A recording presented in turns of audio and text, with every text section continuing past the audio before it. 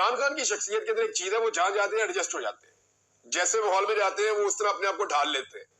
इस बात का किसी को आइडिया नहीं था, ये नहीं इन्हें लगता था कि 10-15 दिन में इमरान खान टूट जाएगा और हम एक रोता हुआ इमरान खान बाहर निकालेंगे, जो इमरान खान बाहर निकल के रो रो के एक प्रेस कॉन्फ्रेंस करेगा और वो ये कहेगा जी हमसे बहुत बड़ी गलती होगी, हम माफी मांगते हैं, हम आइंदा इन चीजों का हिस्सा नहीं बनेंगे।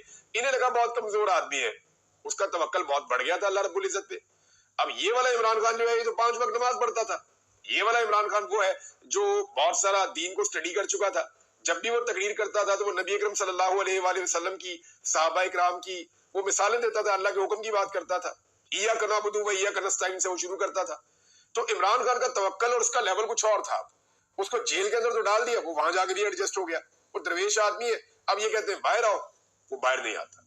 तो मामला यहाँ पे आके बेचारों का फंसा हुआ है। अब उसी आदमी को जिसको जलील करने के ऊपर ये सारे लगे हुए थे, अब उसकी इज्जत करने पर मजबूर है। और मैं आपको फिर एक बात बता दूं कि कोई किसी को जलील नहीं कर सकता।